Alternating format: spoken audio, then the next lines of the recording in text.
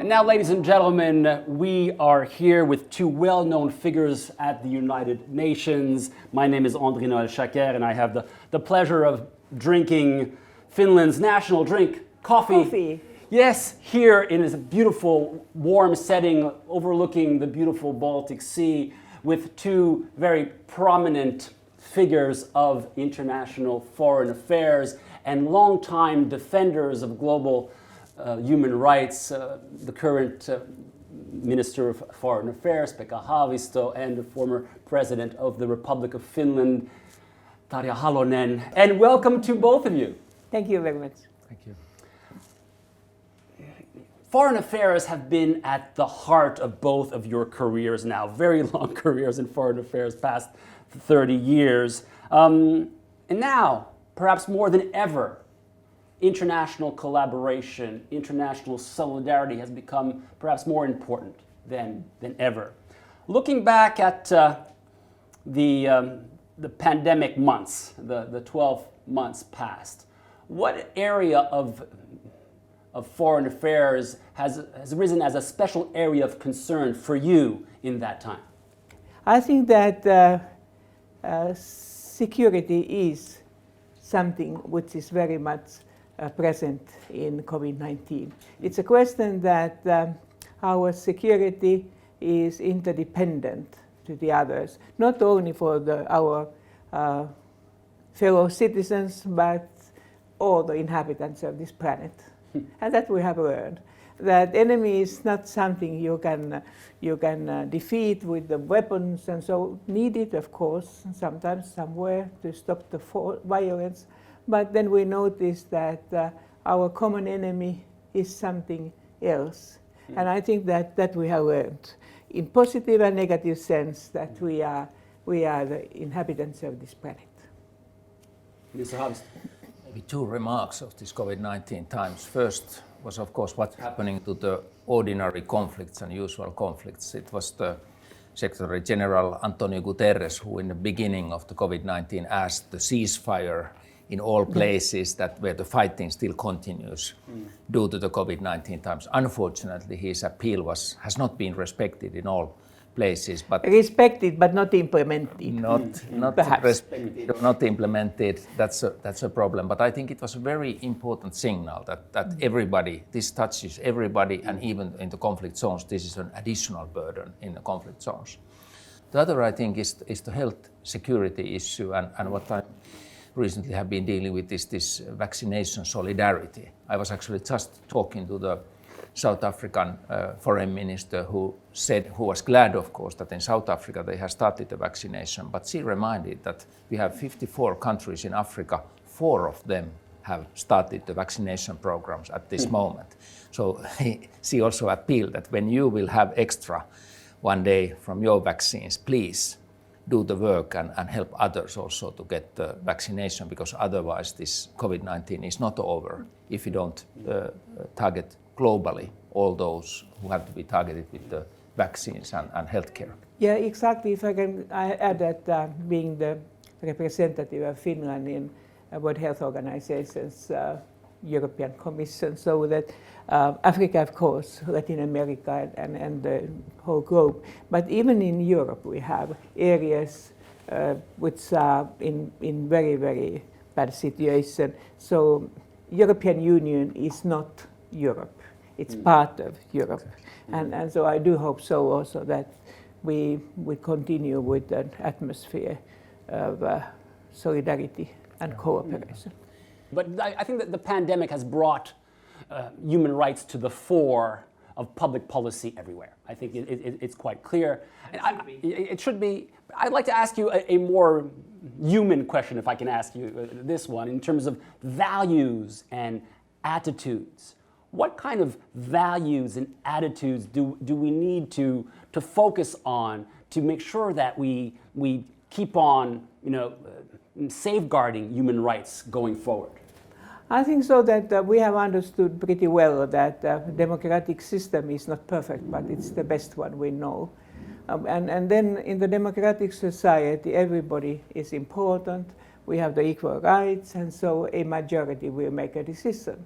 But then the litmus test of the democratic system is that these human rights are guaranteed for everyone. And this is especially, of course, concerning the minorities, because they cannot look after themselves alone. They need a majority to support their rights.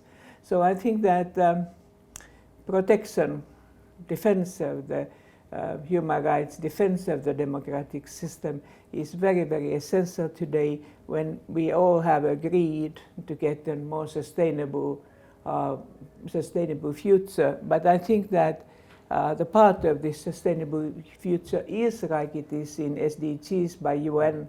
It is also this democratic society cooperation. So democratic values. Yes, exactly. They are basic values. Maybe first remark from Finland is that we have maybe found again some of our very basic values, and one of course is the solidarity among us, that we look really after the weakest people in the society, the elder people who have more risky situations, the young people who are now living in isolation, maybe not in the schools and so forth. But speaking about the global situation, I fully agree that everybody's participation to the decision making is very important in this COVID times. So the values of democracy, but also the overall value of health and health policies. And I think in European Union we have been waking up that this should also be a health union. And the role of the World Health Organization, for example, is extremely important. And while some other countries were cutting the funding from WHO, we were increasing the funding, because we were seeing as Finland how important the common work in the United Nations level is.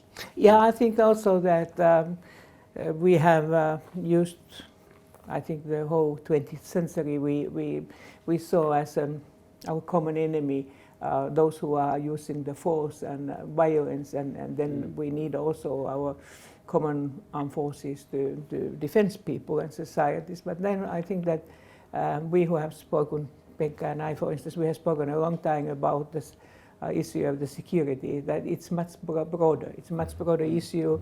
And here in the north, of course, we always say that it's also health, it's also social services, it's an education. Like now we have all agreed with SDGs. And so I think that that has been such kind of the last call that we remind that should be also implemented together. Maybe one lesson learned of this is that we were maybe thinking that this kind of diseases belong to the previous generations. You know, we had or maybe somewhere else. Yeah, somewhere they were else, and not in Europe, or you know, it was maybe grandfather's or grandmother's time. This kind of things happened, and we have found how important it is to take care of this type of risks also in our own societies, and that there can happen this kind of unpredictable issues. We have to have laws and legislation in place, but we also need to have this spirit of solidarity, that people are supporting each other at the place. And I think it's this combination is something new, and particularly for the younger people who maybe never were thinking that they could be in the middle of this kind of crisis. They have learned a lot. And they will be also in the future. So that we have to be creative. And when we have spoken about the Finnish education system, that we try to let children to play and to be creative. And so, because everything what we are teaching to them, they are basic issues they might need in the future, but they have to be also creative, because even we already know that what's now COVID-19. So in the future we will get different kind of the pandemics, and already this pandemic, the vaccination for instance, it's not like a polio system that you do it once and then you are safe, but it will be frequently, perhaps in the future, in different ways. And so we have been all the time prepared to be creative with the spirit of solidarity and with the spirit to create. These are beautiful values: solidarity, health, education. You wanted to add something? Yeah, one issue is linked to our education system, that of course we have always been proud of our good knowledge of internet and new technologies, but I really have to admire the teachers, how they have adjusted themselves in the system, that the kids in the distant learning mode and so forth can continue the schooling. And when we look at the global situation, we have news that a lot of girls have left the schools and maybe never will return back to the schools due to this COVID-19. So in the global education, this is a major, very challenging. major problem, and luckily we have been successful here in Finland, but maybe we could learn something from these experiences also to spread the models globally. But I'd like to take you to the next question, because you're talking about wonderful values and attitudes, and as you know, Finland is now campaigning for a seat on the United Nations Human Rights Council, and I'd like to ask you a question to make it more concrete for everybody who's listening to us. If Finland were a person, working in human rights, how would you describe that person, that she or he? But she will be that one who will say, so let's act, let's do it. Action-driven person. Yes. Yeah. 2 years ago we had the presidency of European Union, and then we invited human rights defenders, a group of human rights defending ladies to Finland from different continents. And I have to say that when they were presenting to the ministers their cases, ministers were totally silent, and these ladies, many of them said that they had never met the minister in their own country, and now they meet 27 ministers in Helsinki to tell their story. And I have to say that when listening to these ladies who have been devoted all their lives to the human rights, not only on their own human rights, but the human rights of their colleagues and friends and countrymen, I somehow admire them, and thinking that, well, devoting whole of your life without even a perspective that one day you will be really successful, just fighting back sometimes with the repressive government, that it's a value, and maybe if Finland were something, we would be this kind of a silent human rights defender, but devoting the whole life for the purpose. And taking it every day thing, duty, so that it's very natural part of your work. And when you once learn to read, you don't forget it if you are training every day. And that's the same with the human rights. It's a very, very everyday thing. Many years ago, I met one environmental activist in a country from a very repressive country, and I asked from this environmental activist that, can you tell me what is the biggest environmental problem in your country? And then he was silent for a while, and then he said lack of democracy, lack of freedom of speech. Because if I cannot express my views on these issues, if the government is repressive on all fields, I cannot freely write, freely speak, and so forth. I cannot raise even those environmental concerns that we have. And actually, it was a very opening up that how important the freedom of speech is in basic human rights to advocate any issue in these societies. And they are very interconnected. I mean, even the 17 Sustainable Development Goals are very interconnected. It's like a house with the 17 doors, like I explained to the children. That's a beautiful metaphor. Thank you. But Finland, in this campaign, wanted to focus on 4 issues. And it's very interesting. And we're focusing on education, we're focusing on equality, on climate action, and digitalization. I know you've now talked about some climate action and education and equality. What about this digitalization and perhaps other issues that relate to the selection of these 4 themes? Why is Finland in a particularly good position to make a contribution to the United Nations on these 4 themes? Of course, many people connect Finland to high-tech solutions and with our mobile phone technologies and all these issues, and we are of course good at that. But on digitalization, we see 2 issues. We see possibilities and we see risks.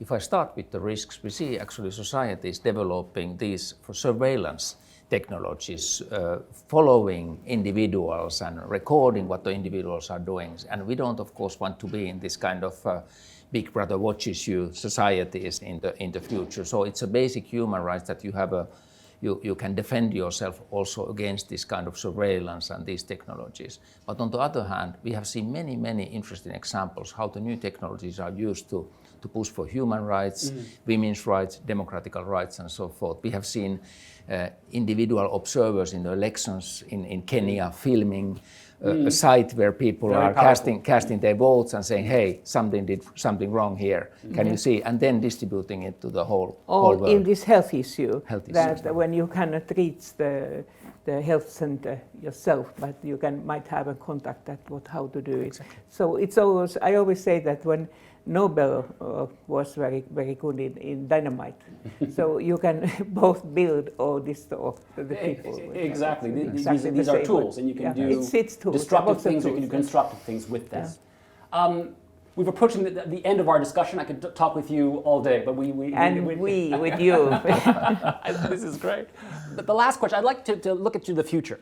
And we have sustainable development goals. The deadline is 2030. The pandemic has hit us, has probably caused us some worries in terms of that timeline. But I ask you both to think about at least one or two sustainable development goals that first of all are close to your heart, and do you think also are possible to achieve by 2030? And Madam President, you wanted to answer through a metaphor. You're a woman of metaphors, and this is a beautiful picture that you gave us. It's a beautiful picture, and I'm going to ask. This is a surprise question for you, Mr. Haavisto. You know, I'm going to ask you to try to read the mind of Madam President here. What are the sustainable development goals that she is thinking about that are close to her heart and that are achievable by 2030?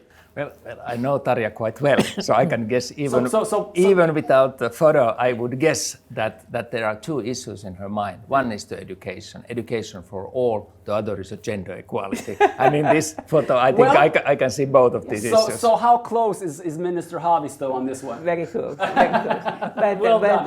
But one thing which is not in the SDGs, but why I also choose this one, is the happiness. You see the faces of children, how happy they are.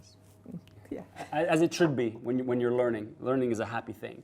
But how about you, Minister Haavisto? What is still doable by 2030? Well, I have this very boring goal, and out of these 17 goals, it's always number 16, which is peace, justice, and sustainable institutions in societies. Because that's a big one. This is a big topic, and whenever we support the peace mediation or try to find peace in some conflict areas, I said this is one part of the sustainable development, and very often the peace has to be reached first, so that the other goals can be implemented, and that's always what I'm bringing in my mind. Yeah, I could guess it. Not only that we can get a lockout for the war, but we can also get really the peace where the human rights, democracy, all these SDGs are together, where you feel to be free.